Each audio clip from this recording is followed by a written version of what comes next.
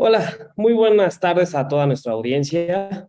Yo soy Yael Becerril, líder de innovación en Bursanet, y les doy la más cordial bienvenida a este webinar llamado Las favoritas de Actinver. Hoy justo uno de nuestros expertos nos va a platicar más acerca de qué acciones están buenas para invertir en la bolsa. Y bueno, para quienes no sepan, nuestros analistas, el área de análisis bursátil en Actinver, constantemente está hablando directamente con las empresas, es decir, hablan con el director de finanzas, con el director de ventas, etcétera, y les dicen, oye, cuéntame cuáles son tus perspectivas para los siguientes meses, para el siguiente año, cómo te va a pegar la inflación en tus costos, etcétera. Y justo ellos hacen estos reportes que nos los brindan a nosotros los inversionistas para tomar mejores decisiones de inversión. Y justo creo yo que ahorita es buenísimo esta ayuda, justo por cómo están todos los mercados, ¿no? O sea, tenemos inflaciones altas, disrupción en las cadenas de suministro, tasas de interés también subiendo muchísimo por la parte de los bancos centrales. Y justo se nos hizo muy buena idea que Valentín Mendoza, su director de análisis aquí en Actinver, pues nos ayudara un poquito a saber cuál es su opinión y cómo ve estas nuevas empresas, ¿no? Digo, para quienes no conozcan a Valentín, les cuento un poquito de él. Valentín es subdirector de análisis y estrategia bursátil de México y analista senior responsable de la cobertura de los sectores como bienes raíces, telecomunicaciones y consumo discrecional. Él es licenciado en Administración Financiera por el TEC de Monterrey, certificado en modelaje financiero avanzado por Fitch Learning, y justo se acaba de unir a Actinver y tiene ya 7 años de experiencia en el análisis fundamental de empresas. Y pues le damos la bienvenida. Muchísimas gracias, Valentín, por estar con nosotros. No, al contrario, muchísimas gracias, Yael. Gracias a todos los inversionistas de Bursanet que se conectaron a este webinar. Como bien apuntas, el entorno de inversión ha estado bastante complejo. Los mercados y prácticamente todos los activos financieros han estado bajo presión, pues ante el entorno de menor apetito por riesgo, inversionistas buscando qué hacer con sus inversiones y prácticamente pues ningún activo ha tenido un buen desempeño en lo que va del año. Y de ahí que creo que la selección de emisoras se vuelve clave, es decir, qué acciones incluimos en nuestra cartera. El día de hoy voy a platicarles un poco acerca de las mejores ideas de inversión que tenemos en el equipo de análisis fundamental de México aquí en Actinver. No es que sea comercial ni mucho menos, pero la verdad es que ha sido un buen año. Tenemos un muy buen performance respecto de lo que ha pasado con la bolsa y respecto de lo que ha pasado incluso con algunos fondos de inversión en renta variable. Entonces, si me permiten, voy a comenzar compartiéndoles una breve presentación. Creo que en ese sentido, probablemente lo más interesante o para poder partir, digamos, a lo más general o a lo más particular más bien, pues hay que empezar por lo general. Y en ese sentido me gustaría empezar pues por brindarles un breve contexto de qué es lo que está pasando en los mercados globales, qué es lo que está afectando el desempeño, digamos, de las empresas. ¿Me podrían confirmar si ya están viendo la presentación, por favor? Ya la vemos, Valentín. Justo antes de que empieces, también me gustaría invitar a la audiencia que cualquier pregunta, por favor, háganla y Valentín aquí, que es el súper experto, nos va a ayudar a contestar todas sus dudas.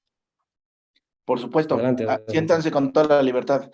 Muchas gracias. Pues como les empezaba platicando, justo el tema más relevante que ha afectado el desempeño de los mercados, pues ha sido la incertidumbre económica, que se mantiene pues muy elevada. Notarán cómo en esta gráfica hemos atravesado a lo largo del tiempo por distintos episodios que han sido pues factores de volatilidad en los mercados, y notarán que después de un 2020 en el que entramos a una fase sin precedentes, ustedes la vivimos todos en casa, encerrados, en algunos casos nos contagiamos, fue la pandemia COVID-19. Noten cómo ha sido el pico más alto de este índice de incertidumbre económica que publica el Economic Policy Uncertainty Institute precisamente al respecto. Y noten cómo después de la bajada que viene tras pues el despliegue de vacunas, todos los apoyos que dieron los bancos centrales para sacar las economías adelante, pues de pronto empieza a haber dos temas que nos preocupan. Y justo ya con eso comenzaba la plática, que era el tema de las tasas de interés que se explican a su vez pues por el contexto de alta inflación por el que estamos pasando. Evidentemente, para recordar, pues el tema de inflación es el aumento de precios, el aumento generalizado de precios. En ese sentido, ¿por qué preocupa? Pues porque evidentemente los bancos centrales en general en el mundo tienen el mandato de proteger el poder adquisitivo de las familias.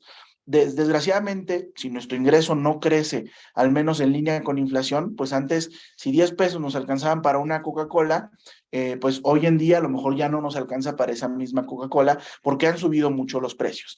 En este mapa, lo que les tratamos de reflejar es un poco que la inflación no es un tema aislado de México, ha sido un tema o un efecto que se presenta en todas las economías del mundo y de ahí que pues todos los bancos centrales, que son quienes se encargan de controlar o de dictar la política económica de los países principalmente con el objetivo de mantener el poder adquisitivo de las familias, pues han tenido que iniciar con alza de tasas para tratar de frenar la inflación.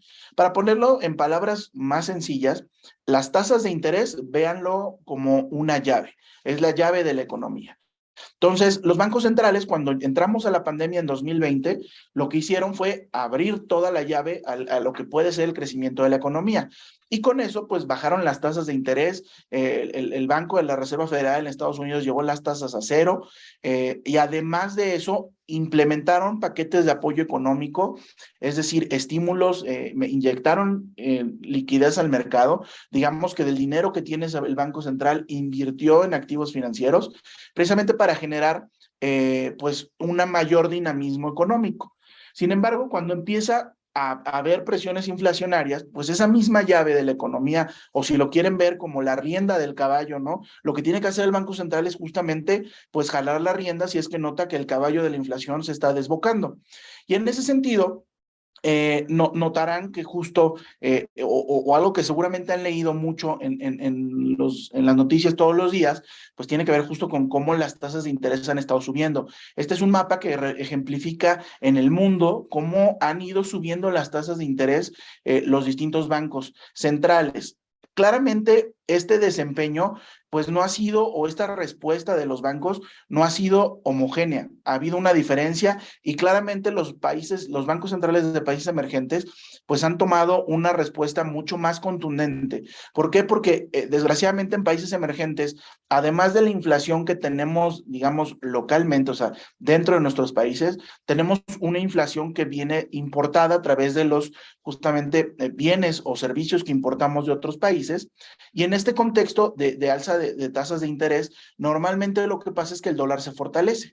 Cuando sube el dólar, pues evidentemente si algo era importado y lo comprábamos en dólares, a dólares de 20 pesos, si de pronto se fuera, no sé, a 22, pues ya traemos una depreciación del 10% o subiría, digamos, en 10% el insumo que estamos importando. Entonces los bancos centrales, precisamente uno, para evitar la depreciación de la moneda y que dos, que salieran dinero o inversiones de sus países, pues han tenido que ser más restrictivos, han tenido que jalarle más rápido y más fuerte la rienda a la tasa de interés. En ese sentido, verán, Valentín, ¿sí? una disculpa la interrupción. No te Justo preocupes. la audiencia nos está pidiendo a ver si pudieras cambiar la forma de visualizar la presentación, Ok. eh, que creo que la tienes en modo presentador para nosotros. Ah, perdón, una disculpa. No, no te preocupes. Permítanme. Porque justo creo que estás hablando de mucho detalle y justo viéndolo de la otra forma vamos a poder apreciar mejor tus gráficas. Sí, sí, sí, claro. A ver, vamos a ver si ahí se ve.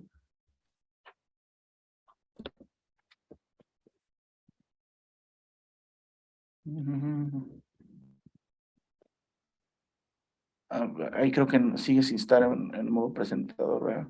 Sí, en los botones de hasta abajo no, no te ayuda a hacer algo. A ver, pero mejor si quieren vuelvo a iniciar Va, el modo presentador. Espérenme.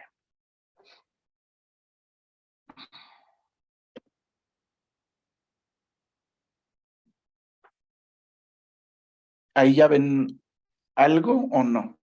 vemos algo, no, lo mismo. Configuración de visualización. A ver.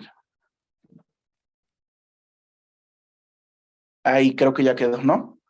Ah, Yo lo veo en negro. Ya, justo. Listo, una sincera disculpa por el detalle. De por sí las gráficas están pequeñas, estaban seguro con lupa en su celular, quienes nos acompañan desde el móvil.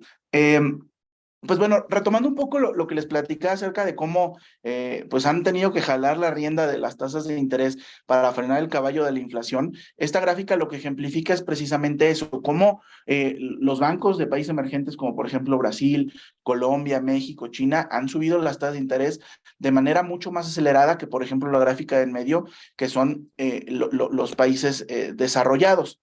Y en ese sentido, ¿qué es lo que también pasa o el efecto que tiene? Yo les decía que si quieren verlo de manera simplista, pues la tasa de interés es la llave de la economía. Entonces, están cerrando la llave a este crecimiento o la actividad económica. ¿Qué es lo que podría pasar? Pues evidentemente que la actividad económica, el crecimiento económico se desacelere. Y entonces, lo siguiente que empezó a preocupar, ya veníamos platicando de inflación, de tasas de interés, pues empieza a ser el riesgo de una desaceleración económica. Y todo esto se los traigo a colación precisamente porque con todo este entorno, pues claramente las bolsas de valores, pues no han sido, y materias primas y prácticamente ningún activo de inversión, pues ha sido o ha tenido un buen desempeño en lo que va del año. Notarán cómo el S&P de 500 de los Estados Unidos, el propio IPC de la bolsa, pues presentan ajustes relevantes debido a que justo los inversionistas, pues estaban preocupados por la inflación, preocupados por las tasas de interés y preocupados por, además, la posibilidad de una recesión económica.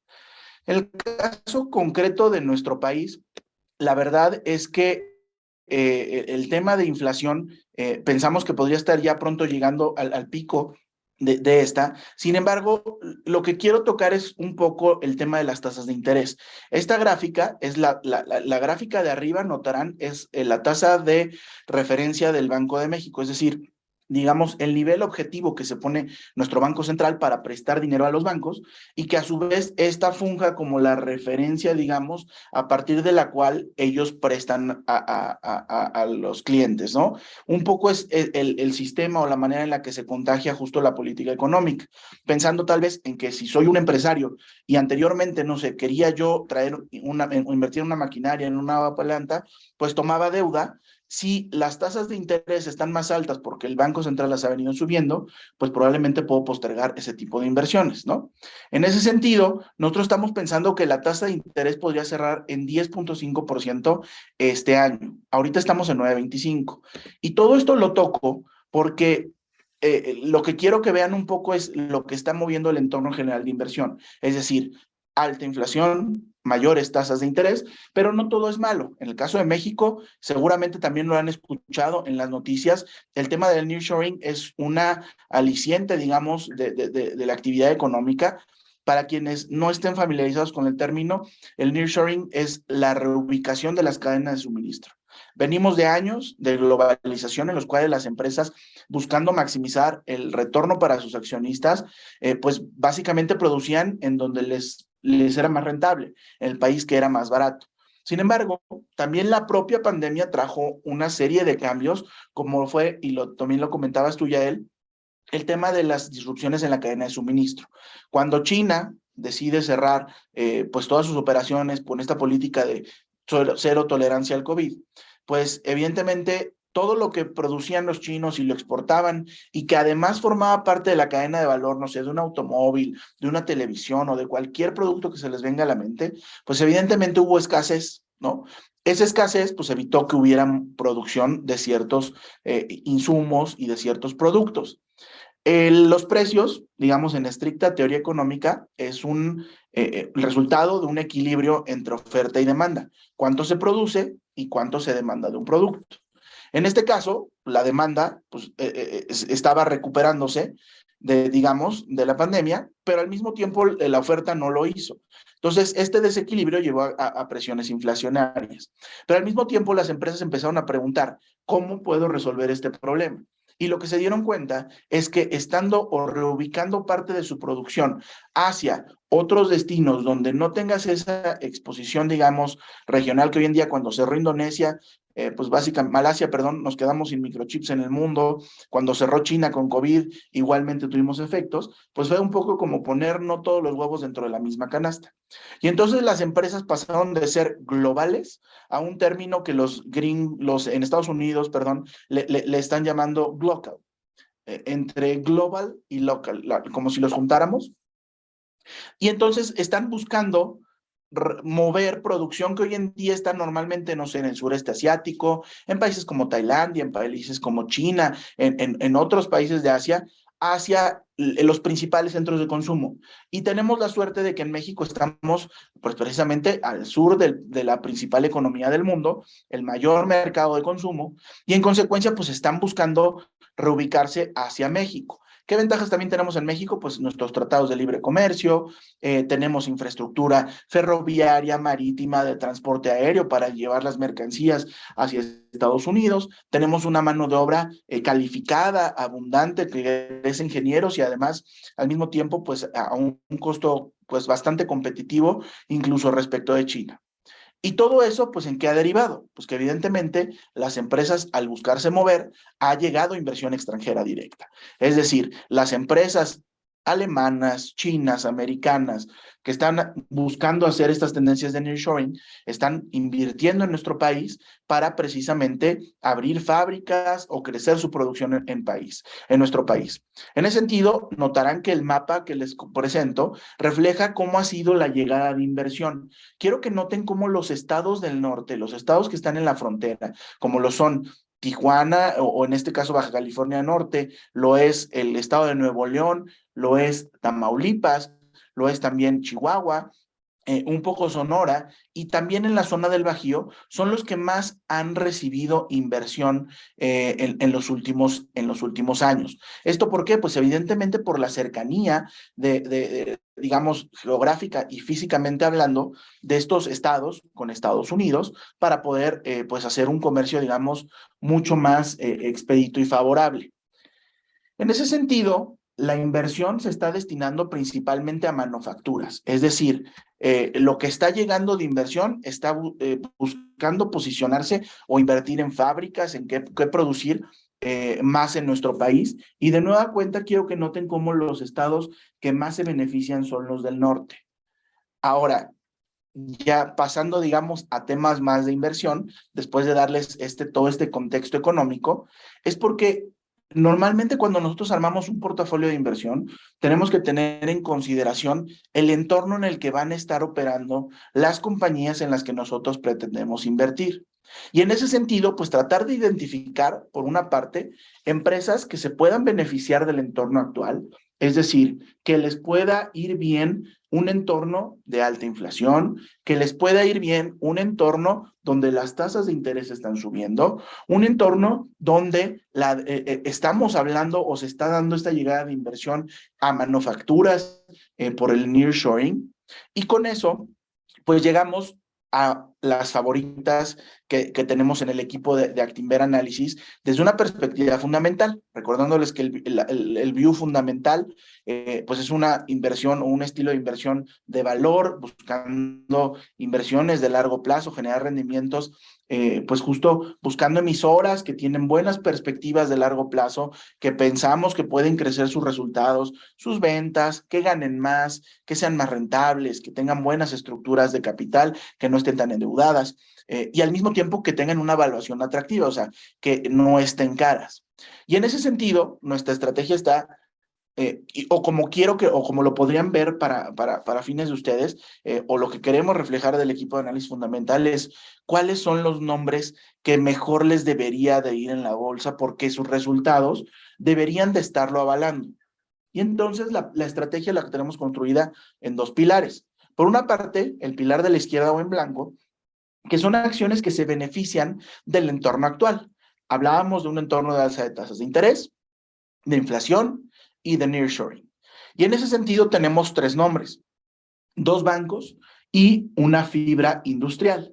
Los bancos, evidentemente, pues platicábamos acerca de que las tasas de interés están subiendo y ellos a su vez pues le prestan a sus clientes y hacen ajustes, ¿no? O sea, traspasan los incrementos en las tasas de interés y evidentemente, pues ganan o generan mayores ingresos en un entorno de alza de tasas de interés. El caso de Terrafina, fibra Terrafina, pues es una fibra industrial que precisamente tiene una exposición, ahorita voy a entrar más a detalle, un portafolio de propiedades claramente que opera en el norte, claramente en los mercados de manufactura, que además está invirtiendo para crecer y capitalizar estas oportunidades sin precedentes que está brindando el nearshoring. Y por otra parte, el otro componente, digamos, que le da balance a nuestra cartera, pues son nombres que cotizan a una atractiva valuación. Es decir, nombres donde encontramos un castigo importante en el precio y que evidentemente su valuación, a nuestro parecer, no refleja los sólidos fundamentales. Y en ese sentido, tenemos al Grupo Comercial Chedraui, probablemente todos los que están aquí conectados conozcan a Chedraui, han estado en sus tiendas e incluso han sido clientes. Y tenemos por otro a FEMSA, que es un conglomerado que incluye, digamos, dentro de la panza, pues a las tiendas OXXO. Además tiene a la segunda embotelladora del sistema Coca-Cola más grande del mundo. Tienes también gasolineras, tienes farmacias, y tenemos a una empresa de telecomunicaciones que se llama Megacable, que probablemente quienes estén en la Ciudad de México y no la conozcan tanto, porque es una cablera que históricamente había tenido más operaciones en la zona occidente y en la zona del Bajío, pero que está en una franca etapa de expansión, buscando volverse una empresa de escala nacional.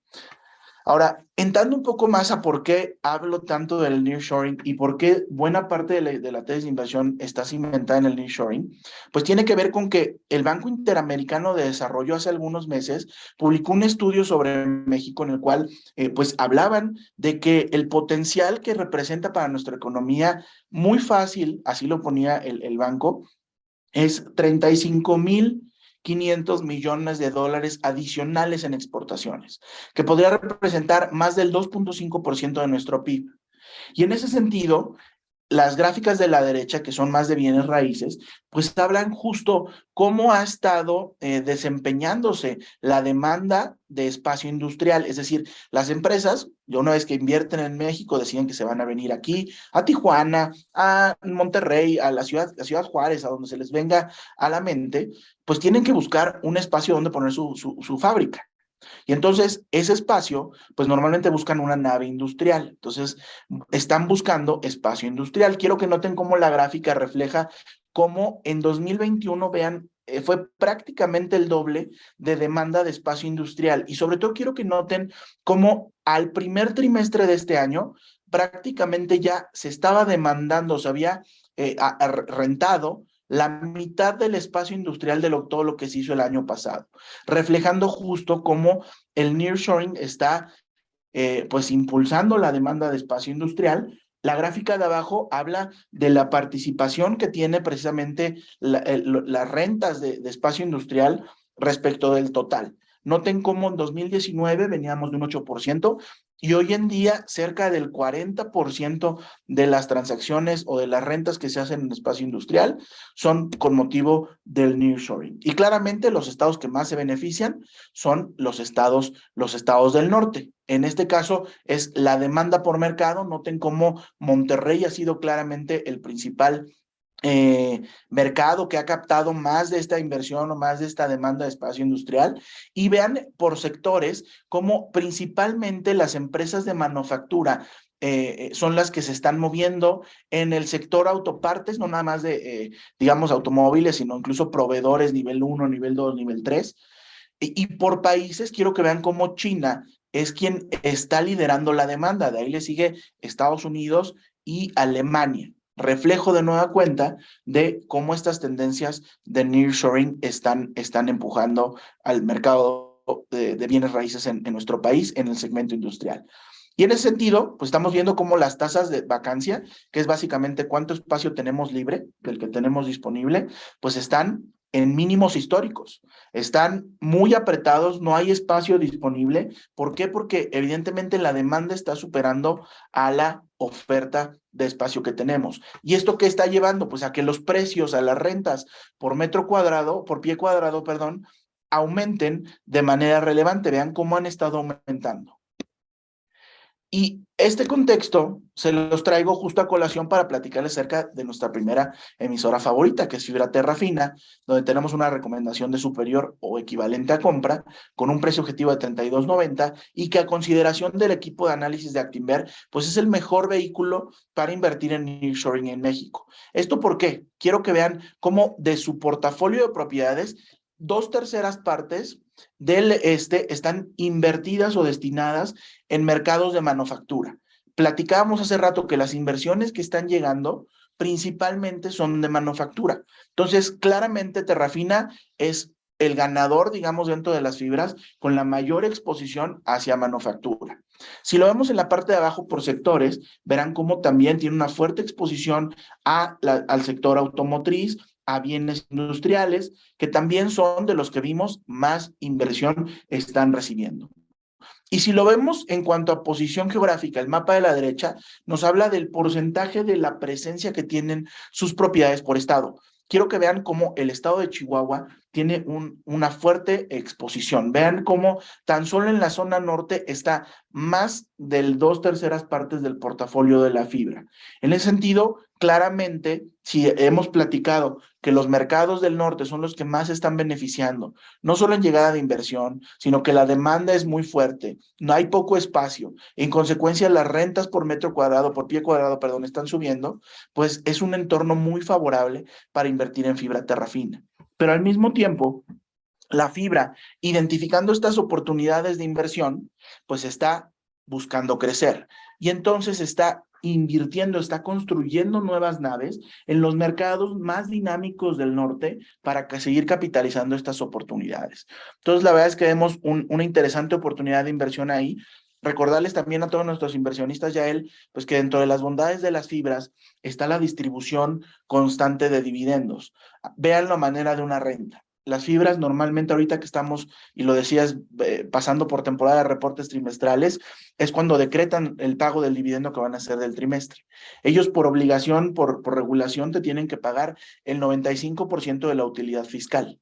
Entonces, de entrada, pues vas a tener un dividendo que de puro dividendo, lo que te va a pagar la fibra, al año va a representar más de un 8% de rendimiento. Más ese dividendo es prácticamente seguro en tanto le siga yendo, digamos, bien a la fibra. Y a eso le sumas pues todo el potencial de apreciación o lo que pueda subir el precio de la acción. Otra de nuestras favoritas en la pata, digamos, no de las que se benefician del entorno, pero sí también un poco, pero más desde el punto de vista de evaluación, es Grupo Comercial Chedraui. ¿Por qué? Porque las tiendas de autoservicio tienen pues prácticamente una cobertura muy natural a la inflación. ¿Por qué? Si llega un Coca-Cola, llega un Bimbo y le dice, oye, ¿sabes qué? El precio del pan, el precio de la coca va a subir 7%, pues claramente ellos a su vez, desgraciadamente, se voltean con el cliente y aumentan en esa misma proporción los precios. Entonces, de entrada, esto te ayuda a que tengas un crecimiento en ingresos de manera relevante. Pero además, en el caso específico de Chedraui, ¿qué es lo que identificamos y por lo que nos gusta? Su exposición a la zona sur del país y a Estados Unidos. Hoy en día, Chedraui, para quienes no lo sabían de los inversionistas que nos acompañan, 60% de sus ventas, de sus utilidades, ya no se generan en México, se generan en Estados Unidos. Sin embargo, la verdad es que la exposición en México hoy en día está jugando de manera favorable para Chedraui porque con la pandemia el sector turismo pues fue de los que más sufrió, digamos, el embate del virus, dejamos de viajar. Sin embargo, pues la verdad es que estamos viendo un regreso muy importante tanto de viajeros internacionales como nacionales hacia los destinos de turismo. Evidentemente, pues los más importantes están en el sureste de nuestro país y de ahí que justo Chedraui pues esté, digamos, gozando de este crecimiento por encima del resto del sector, dada su exposición de mercado. Y al mismo tiempo, pues tienes la ventaja o la exposición al mercado americano, generas ingresos en dólares, si por algo se depreciara o subiera el dólar, pues evidentemente veríamos que los ingresos crecen allá. Y al mismo tiempo, la gráfica de la derecha son múltiplos de evaluación, es decir, cuántas veces, y para quienes han visto el programa de los tiburones, que les hablan de ver cuántas veces, utilidades, pues un poco son estos los múltiplos que les reflejo de este lado. Quiero que vean cómo, digamos, Chedraui, que es la línea azul marino, pues es de las más baratas dentro del sector. Tenemos a un Walmart de México que es la que se paga más caro, arriba, líder indiscutible del sector también. Tenemos un Soriana, a un Lacomer, perdón, que se paga más o menos en promedio con el sector. Y tenemos a Soriana y a Chedraui, pues la verdad, cotizando a niveles de evaluación muy atractivos.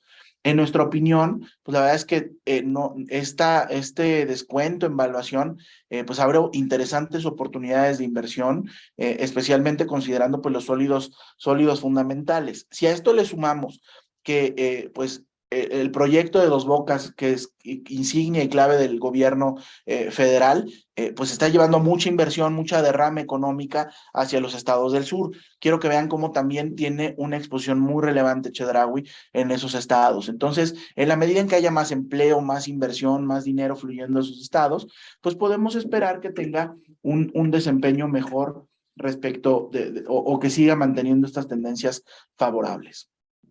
Pasando ya más a temas de bancos, ¿qué es lo que nos gusta de Banco del Bajío? Porque probablemente ustedes tengan otro banco de preferencia, Actinver, por supuesto, dentro de ellos, pero en los bancos comercial tenemos, o lo que tratamos de hacer en el equipo fue identificar quién es el que mejor le va a ir en este entorno de alza de tasas de interés. Nuestra expectativa, lo platicamos hace rato, es que la tasa de interés siga subiendo, cuando menos lo que resta del año. Hay quienes en el mercado piensan que incluso podría subir todavía a principios del año que entra. Eso, digamos, es tema de discusión todavía entre muchos inversionistas. Sin embargo, el motivo por el que nos gusta Banco del Bajío es porque quiero que vean cómo prácticamente todos sus créditos son a tasa variable. Esto quiere decir que en la medida en que sube la tasa de interés, las tasas de interés que pagan sus clientes automáticamente se ajusta al alza. Entonces, evidentemente, pues va a generar o va a estar generando mayores ingresos con este ciclo de alza de tasas. ¿Por qué es así? Pues porque tiene una exposición muy importante a los créditos empresariales.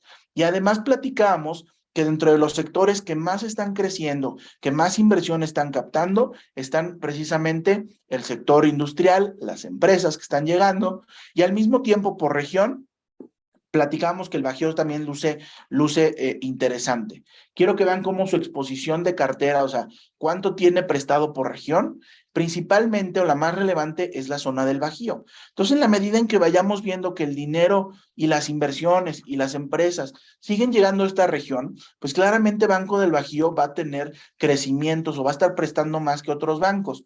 Al menos así lo ha hecho en los últimos meses. La gráfica de acá abajo que le estoy señalando con el mouse refleja cómo ha venido creciendo los préstamos que ha otorgado el banco respecto del sistema en general financiero mexicano.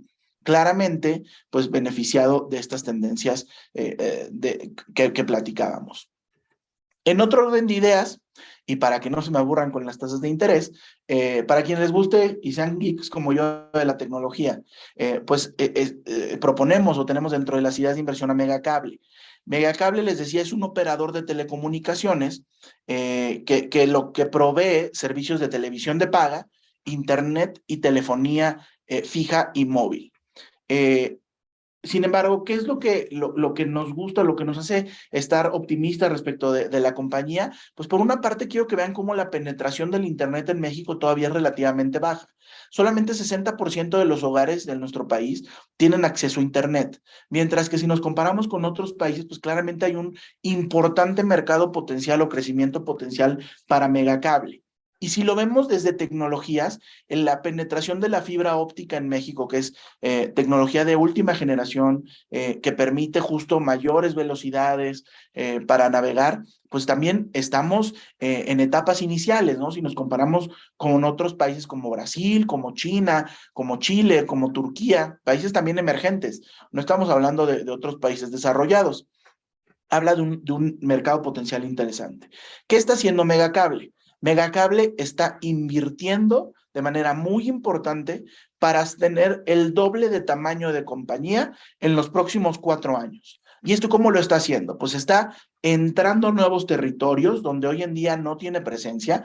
Entró recientemente a la Ciudad de México, a distintas zonas del país, como Monterrey, etcétera, y está entrando con tecnología de punta, está entrando con fibra óptica y está entrando a mercados, a ciudades, a municipios donde sus competidores no tienen fibra óptica, ofrecen tecnología, como le llamamos en el argot de telecomunicaciones, legacy, tecnología anterior, con cable de cobre, el que llega, el cable coaxial es el negro grandote que vemos por las calles, y entonces, ¿qué está haciendo Megacable? También Megacable está llegando con mejor tecnología y con paquetes más baratos. Entonces, si a eso le sumamos las necesidades de conectividad que son crecientes, también creo que la pandemia nos hizo darnos cuenta, estamos ustedes, bueno, ustedes y su servidor interactuando gracias a una conexión a Internet. Y en la medida en que todo eventualmente esté conectado a Internet, para quienes crean o les gusta el tema del Internet de las cosas, que nuestro refri esté conectado a Internet, que identifique automáticamente cuando nos falta algo, te haga la orden automáticamente en tu proveedor de preferencia en línea, que te entreguen, que todo esté conectado a Internet para que te haga la vida más fácil y funcional, pues vamos a necesitar más consumo de datos, mayores velocidades. Y esas velocidades hoy en día solamente te las puede brindar la fibra óptica. Sin embargo, el precio de su acción no refleja esto. Más bien, el precio de la acción ha caído de manera muy relevante porque a los inversionistas pues les ha preocupado el hecho de este crecimiento, de estas ambiciosas estrategias de inversión y al mismo tiempo pues el hecho de que estén compitiendo entre las propias cableras, que eso es algo que no habíamos visto anteriormente en México. Por lo que vemos una interesante, muy interesante oportunidad de inversión con un horizonte de más largo plazo, ¿no? Otra de nuestras favoritas, regresando al tema de los bancos, es Banco Regional o Banregio, que probablemente muchos de ustedes ubicarán, eh, donde lo que estamos viendo es que a pesar de todo este entorno tan favorable, que los bancos han sido de las acciones que mejor les ha ido en la Bolsa Mexicana de Valores este año, por todo lo que ya platicamos, la evaluación de regional sigue siendo muy atractiva. Y de hecho los resultados siguen siendo muy favorables. Hoy por la mañana, perdón, ayer al cierre, presentó su información financiera con crecimientos en utilidad neta del 60%, superando ampliamente las expectativas de todos nosotros los analistas, reflejando pues justo que está capitalizando este entorno de manera favorable. ¿Qué además o qué ventaja vemos o plus adicional vemos en regional? Su exposición regional, valga la redundancia, donde tiene una exposición de más del 55% a la región norte. De nueva cuenta, si lo ligamos con qué está pasando con el nearshoring, explica por qué el crecimiento de su cartera ha sido o ha superado al sistema, mientras que su exposición al segmento empresarial de más del 80%, pues es también prácticamente un traspaso natural o uno a uno, digamos, eh, eh, de las tasas, del incremento en las tasas de interés, por lo que pues nos parece una interesante oportunidad de inversión. Y ya para terminar, nuestra última favorita es Fomento Económico Mexicano, FEMSA, donde encontramos una interesante oportunidad de inversión porque justo los múltiplos a los que está cotizando son muy atractivos pues digamos, abre oportunidad para que el precio de la acción pueda subir. ¿Qué es lo que destaca en el caso de FEMSA? Pues por una parte, el hecho de que acaba de hacer una adquisición importante en Europa. Adquirió una empresa que se llama Valora, que tiene operaciones principalmente en Suiza, en Alemania, en países de Europa, donde va a crecer de nueva cuenta de manera agresiva con formatos de proximidad, como son las tiendas OXXO. No va a llevar la marca allá a Europa, pero pues de nueva cuenta va a buscar crecer de manera acelerada e invertir el dinero que tiene, digamos, en su balance en volver a generar crecimiento y volver a generar valor para sus accionistas, mientras que nos parece una interesante oportunidad de inversión. Y ya para terminar, pues un comercial, yo les decía que nos ha ido muy bien en la cartera y la verdad es que sí, tenemos, digamos, a los inversionistas profesionales se les mide con un indicador que se le llama alfa, que es básicamente cuánto ganas más de lo que gana un índice con el que te comparas o cuánto pierdes menos de lo que cae un índice o un comparable, puede ser un fondo, puede ser un ETF. Y en ese sentido, la verdad es que nosotros en lo que va del año hemos generado un diferencial a nuestro favor de más de 650 puntos base, más de 6.5 puntos porcentuales, reflejo justo de nuestra estrategia de inversión. Y pues básicamente, pues recordarle a nuestros inversionistas que tomen en consideración estas ideas que nosotros le estamos publicando, las pueden encontrar en la página de Actinver Análisis. Cada que hacemos algún cambio en las favoritas, que tomamos alguna utilidad en algún nombre o que algún nombre ya empieza a lucir muy atractivo, una acción luce muy atractiva y decidimos incorporarla, pues lo vamos comunicando y de esa manera ustedes se pueden mantener al tanto de pues lo que vamos opinando en el equipo de análisis fundamental. Y pues básicamente eso es lo que tenía preparados para ustedes. No sé si hay algo de preguntas, Yael. Sí, mira, muy interesante, Valentín. Yo creo que es información muy, muy valiosa. Y justo me regreso al nearshoring. Por aquí nos preguntan acerca de la inseguridad en el país. ¿Tú cómo ves este factor en las inversiones de empresas extranjeras para estar más cerca de las cadenas de suministro aquí en México? ¿Tú cómo crees que impacte a las fibras, por ejemplo?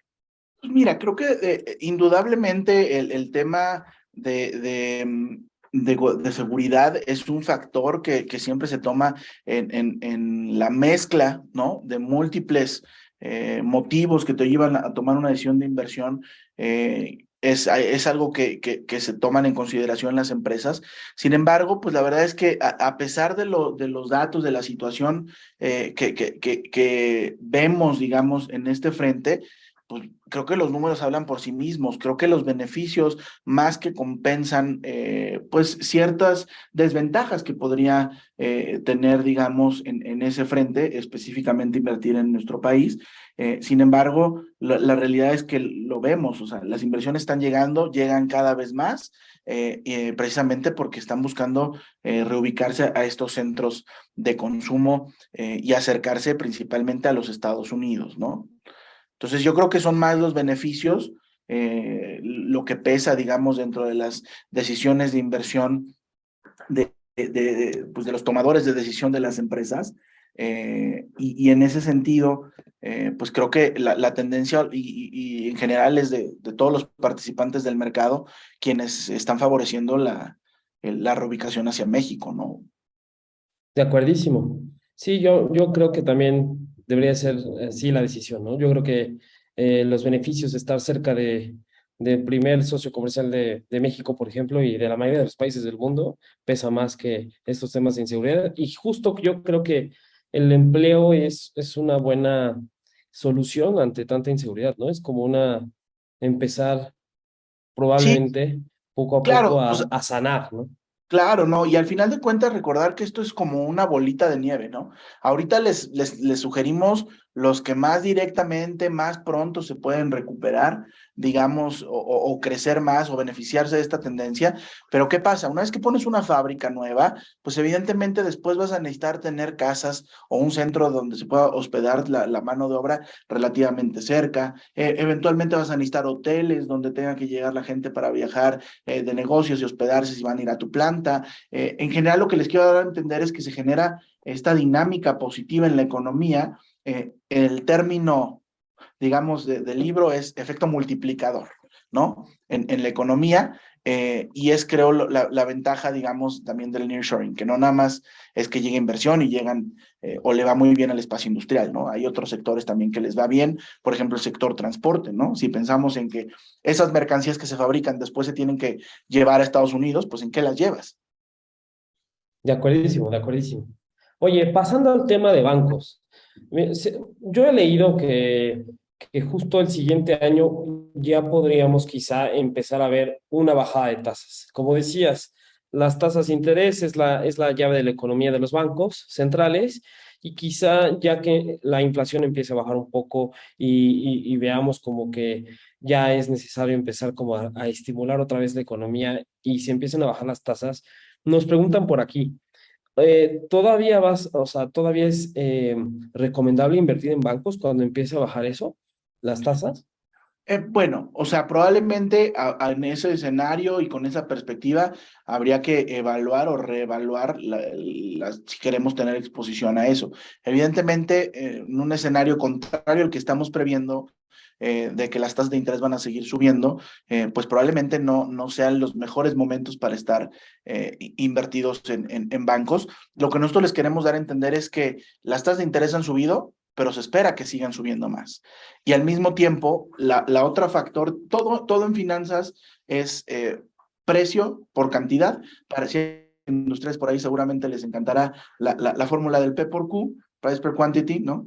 Pues el precio, digamos, lo podemos ver como la tasa de interés. La Q es cuánto crece la cartera, cuánto prestan más. Entonces, para eso necesitas que haya dinamismo económico, que las empresas estén pidiendo más, que haya proyectos de inversión que demanden de financiamiento.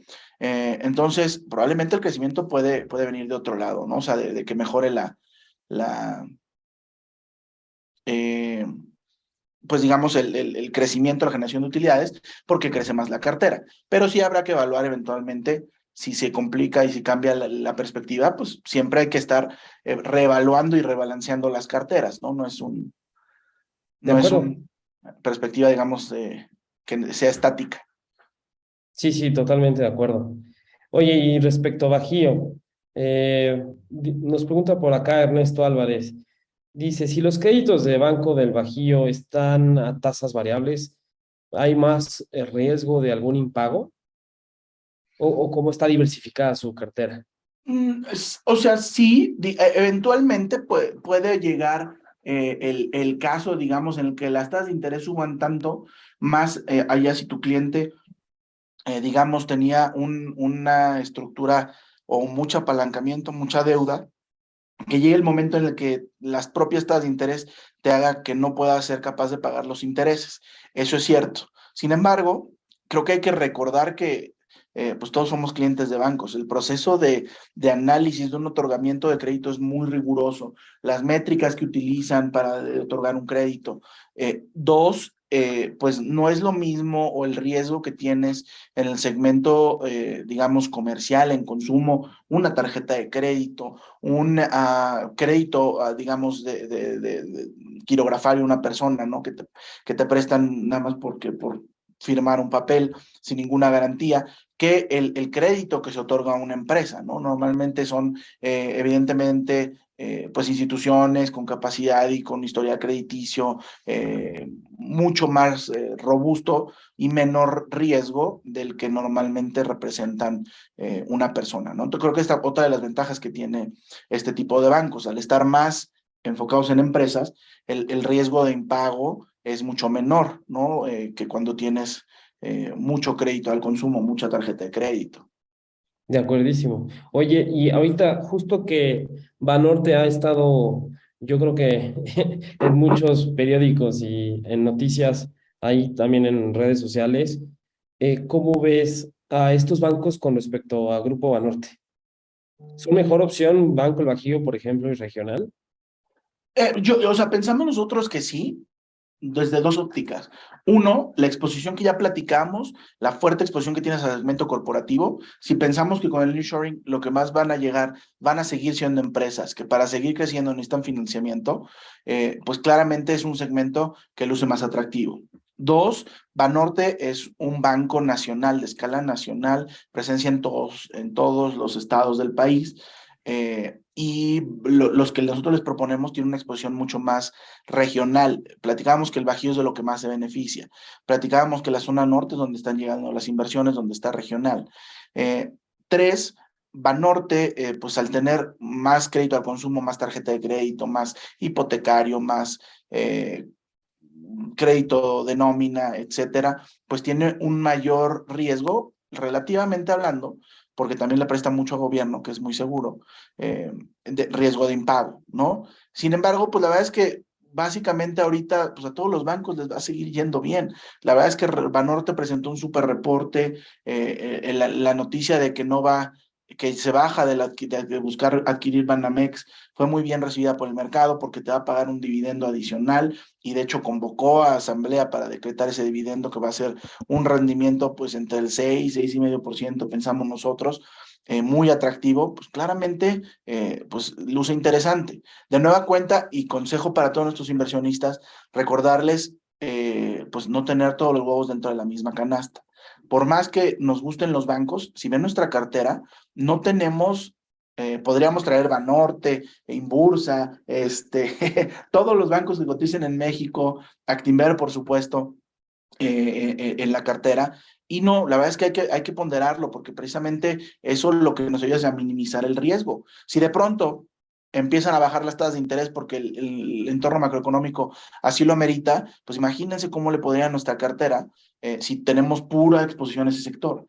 Entonces es importante tener una adecuada diversificación sectorial, ¿no? De acuerdísimo. Y justo varios de nuestra audiencia nos preguntan más acerca de Chedraui. Voy a intentar juntar las preguntas en una sola. Y también es una duda personal, porque según yo, Chedraui está en máximos históricos. Eh, Está. justo tengo, tengo la misma duda que varios aquí. ¿Tú consideras, y bajo la presentación que nos acabas de hacer, ¿va a seguir subiendo? Nosotros pensamos que sí, y justo recordarán la gráfica donde les hablaba de lo que dicen los tiburones, los múltiplos de evaluación. Más allá del precio, nosotros como inversionistas lo que nos tenemos que fijar es en valuación. Y precisamente estos múltiplos, o sea, ver a un Chedraui cotizando a 6 veces valor empresa a flujo operativo, cuando tienes, por ejemplo, un Walmart que se paga 15 veces, la Comer que se paga a 11 veces, pues claramente hay mucho espacio para que el precio de la acción pueda seguir subiendo. Al menos nosotros lo pensamos así, ¿no? Y al mismo tiempo, pues tienes catalizadores con buenos resultados, un entorno favorable que te vería o te podría ayudar a justificar una revaluación de múltiplos. Eh, por ahí también vi que mencionaban el tema de que nuestro precio objetivo está un poco corto a este momento. Pues claramente, porque ha sido muy buena inversión. Sin embargo, ¿cómo es que nosotros, o al menos en análisis fundamental se hace, vamos incorporando la información de los trimestres conforme van viniendo y ha venido superando expectativas, pues después nuestros estimados los vamos revisando, nuestra evaluación. Lo que les quiero entender es que muy probablemente pues el precio lo vamos a estar revisando evidentemente al alza porque la perspectiva nos sigue pareciendo favorable y la evaluación sigue siendo atractiva, ¿no? Sobre todo, véanlo así, o sea, a pesar de lo que ha subido la acción, el múltiplo sigue estando muy atractivo. De acuerdísimo, de acuerdísimo. Oye, y justo para atender varios nos preguntan sobre Cemex. No está en las favoritas, pero no sé si puedas opinarnos algo. ¿Tienes algo de Cemex? Sí, por supuesto. La verdad es que, digo, Cemex es una gran empresa, presencia global. Sin embargo, ¿qué es lo que está pasando con el sector de cemento en general? Pues uno de sus costos de producción tiene que ver justo con los energéticos. Necesitan, digamos, generar energía calorífica dentro de su proceso de manufactura, de producción. Y entonces, pues al subir tanto los precios de los energéticos, del petróleo, en el caso del cemento, específicamente se llama petcoke, el insumo energético que utilizan, han subido de manera muy relevante. ¿Y qué ha pasado? A pesar de que evidentemente los volúmenes han estado la gran mayoría de las regiones favorables, que han estado aumentando precios, pues el traspaso de precios no ha podido ser en línea con lo que ha aumentado el costo energético. Entonces estás presionando tu rentabilidad, es decir, tus márgenes, estás ganando menos, vamos a decirlo así. A pesar de que vendes más, estás ganando menos, porque tus costos están siendo o creciendo más de lo que hacen tus ventas. Entonces, digamos que eso no ha ayudado mucho a la compañía. Dos, si pensamos en que, y lo platicamos, que uno de los mayores preocupaciones de los inversionistas hoy en día es el hecho de que pudiera haber una recesión económica. Estos son nombres cíclicos, es decir, la demanda de cemento va muy ligada a la construcción. Evidentemente, otro sector que es ligado a lo que pase con la economía. Si hay una contracción económica, pues no, muy probablemente hay una contracción en la construcción, en la demanda de cemento. Entonces, no es, digamos, ¿cómo decirlo? No es de extrañarse que todos esos nombres que están muy ligados su desempeño en la economía, pues sean de los nombres que hoy en día sean más baratos. Con una visión de largo plazo, la verdad es que tú volteas a ver los múltiplos de nueva cuenta a los que cotiza Cemex y se ve muy atractiva. Pero lo que les quiero dar a entender es que en el mediano plazo, en el corto plazo, podemos enfrentar algo de volatilidad precisamente por todos estos temas, ¿no? De que sigue teniendo presiones en rentabilidad y preocupa un poco el panorama económico de qué podría pasar hacia adelante. Sin embargo, de más plazo, pues la verdad es que estos niveles de evaluación luce muy atractivo. De acuerdo, de acuerdo. Híjole, pues ya se nos acabó el tiempo. La verdad es que a mí me encantaría seguir aquí charlando, pero justo por respeto a los demás, pues damos por terminada la sesión. Muchísimas gracias, Valentín, por todas tus opiniones, tu experiencia, compartirla con nosotros y justo todo este análisis que haces, seguramente lo vamos a ver reflejado en muchas utilidades y ganancias en nuestros portafolios. Para quienes no lo sepan, todo el trabajo de Valentín está disponible si son clientes de Bursanet. O sea, ustedes entran a su cuenta de Bursanet en el menú de hasta arriba donde dice análisis. Ahí pueden irse al portal de análisis de Actinver, le dan clic. Y justo por ser clientes de Bursanet pueden tener acceso a todos estos reportes y a la opinión de Valentín y todo su equipo aquí en Actinver. Y como decías hace un momento, constantemente están revisando cómo van los resultados de las empresas, cómo va su desempeño y justo no importa si somos inversionistas principiantes o avanzados, se pueden beneficiar de todos estos reportes, ¿no? O sea, por ejemplo, ya aunque conozcas mucho el mercado, hay veces que dices, wow, ¿ahora en qué invierto, no? Entonces, justo estas ideas de inversión que nos da el área bursátil de Actinver, pues yo creo que son muy buenas y nutren mucho nuestro portafolio, nos ayudan a diversificar y a ver qué otras oportunidades puede haber allá afuera. Muchísimas gracias, Valentín. Al Encantado de contrario, tenerte. al Justo, contrario, estimado Yael, muchísimas gracias a ustedes por la invitación, a nuestros inversionistas de Bursanet por conectarse y por regalarnos este espacio de su tiempo. justo por ahí nos decían que si podríamos hacer algo así con empresas internacionales. Seguramente sí, la verdad es que la parte internacional no la llevo yo, la lleva Alex Fuentes, que seguramente quienes se conectan a los jueves de trading lo conocen muy bien. Tiene también su cartera de favoritas globales, es cuestión de coordinarlo. En el equipo de análisis Actinver no nada más vemos mercados, vemos economía, vemos distintos temas, entonces en lo que les podamos servir, con todo gusto. Va, pues muchísimas gracias, Valentín, nuevamente. A ti, que estén bien, Y, gracias. y gracias a todos por su tiempo. Hasta Hasta luego. luego.